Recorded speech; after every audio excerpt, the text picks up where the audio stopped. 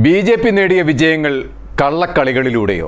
ഹരിയാന, മഹാരാഷ്ട്ര, ഒറീസ നിയമസഭാ തിരഞ്ഞെടുപ്പുകളിൽ വോട്ടർ ഐ.ഡിയിൽ കൃത്രിമം കാട്ടി ബി.ജെ.പി. നേടിയ വിജയങ്ങൾ ഇപ്പോഴും രാജ്യത്ത് പുകഞ്ഞുകൊണ്ടിരിക്കുകയാണ്. കഴിഞ്ഞ ദിവസം പാർലമെന്റിൽ ഇക്കാര്യത്തിലുള്ള ചർച്ചയിൽ പ്രതിപക്ഷ പാർട്ടികൾ ഒന്നടങ്കം ആശങ്കയറിയിച്ച് രംഗത്ത് വന്നതും രാജ്യം ഈ വിഷയം ചർച്ച ചെയ്യുന്നു എന്നതിൻ്റെ ഏറ്റവും വലിയ തെളിവാണ്.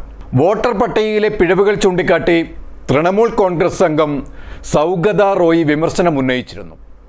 മൂർഷിദാബാദ്, ബർദ്വാൻ പാർലമെന്റ് മണ്ഡലങ്ങളിലും ഹരിയാനയിലും ഒരേ EPIC നമ്പറുകളുള്ള വോട്ടർമാർ ഉണ്ടെന്ന് പശ്ചിമ ബംഗാൾ മുഖ്യമന്ത്രി മമതാ ബാനർജിയും ചൂണ്ടിക്കാട്ടി. വോട്ടർ പട്ടികയിലെ ആശങ്കകൾ ഉന്നയിക്കുന്നതിനായി തൃണമൂൽ പ്രതിനിധി സംഘം പുതുതായി നിയമിതനായ മുഖ്യ തിരഞ്ഞെടുപ്പ് കമ്മീഷണറെ കാണുകയാണെന്ന് TMC MP റോയ് പറഞ്ഞു. പശ്ചിമ ബംഗാൾ, ആസാം സംസ്ഥാനങ്ങളിലെ നിയമസഭാ തെരഞ്ഞെടുപ്പുകൾക്ക് മുന്നോടിയായി വോട്ടർ പട്ടികകളിൽ സമഗ്രമായ പരിഷ്കരണം നടത്തണമെന്നും അദ്ദേഹം ആവശ്യപ്പെട്ടു. വോട്ടർ പട്ടികയിൽ ചില ഗുരുതരമായ പിഴവുകളുണ്ട്. വോട്ടർ പട്ടികയിൽ പെരുപ്പിച്ച കണക്കുകൾ മഹാരാഷ്ട്രയിലും ചൂണ്ടിക്കാണിക്കപ്പെട്ടിട്ടുണ്ട്.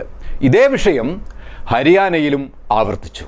മൊത്തം വോട്ടർ പട്ടികകൾ സമഗ്രമായി പരിഷ്കരിക്കണം. പട്ടികയിൽ വന്നിട്ടുള്ള തെറ്റുകൾ എന്തുകൊണ്ടാണെന്ന് തെരഞ്ഞെടുപ്പ് കമ്മീഷൻ രാജ്യത്തോട് ഉത്തരം പറയണമെന്ന് രാഹുൽ ഗാന്ധി കഴിഞ്ഞ ലോക്സഭാ സമ്മേളനത്തിന് പ്രസിഡന്റിനുള്ള നന്ദി പ്രമേയ ചർച്ചയിൽ ശക്തമായി ഉന്നയിച്ചിട്ടുള്ളതാണ്.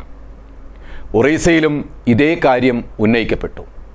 വോട്ടർ പട്ടികയിലെ ഈ കൃത്രിമത്വം പ്രധാന പ്രതിപക്ഷ പാർട്ടികൾ എല്ലാവരും ഉന്നയിച്ചിട്ടും ഇക്കാര്യത്തിൽ ഗവൺമെന്റ് പൂർണ്ണമായും കാണിക്കുന്ന മൗനം ചർച്ച ചെയ്യപ്പെടേണ്ടത് തന്നെയാണ്. എന്നാൽ സംസ്ഥാനങ്ങളിലെ വോട്ടർമാർക്ക് ഒരേ നമ്പറിലുള്ള വോട്ടർ തിരിച്ചറിയൽ കാർഡ് നൽകിയ വിഷയത്തിൽ ഇലക്ടറൽ രജിസ്ട്രേഷൻ ഓഫീസറെ കുറ്റപ്പെടുത്തുകയാണ് തിരഞ്ഞെടുപ്പ് കമ്മീഷൻ ചെയ്തത്. ജനാധിപത്യ രാജ്യമായ ഇന്ത്യയിൽ ഇത്തരം ഗൗരവപൂർണമായ കൃത്രിമത്വം ഉണ്ടാവുന്നത് നമ്മുടെ ജനാധിപത്യ സമ്പ്രദായത്തിൽ വൻ ഭീഷണിയാണ് എന്നത് ആശങ്കയുളവാക്കുന്ന കാര്യവുമാണ്.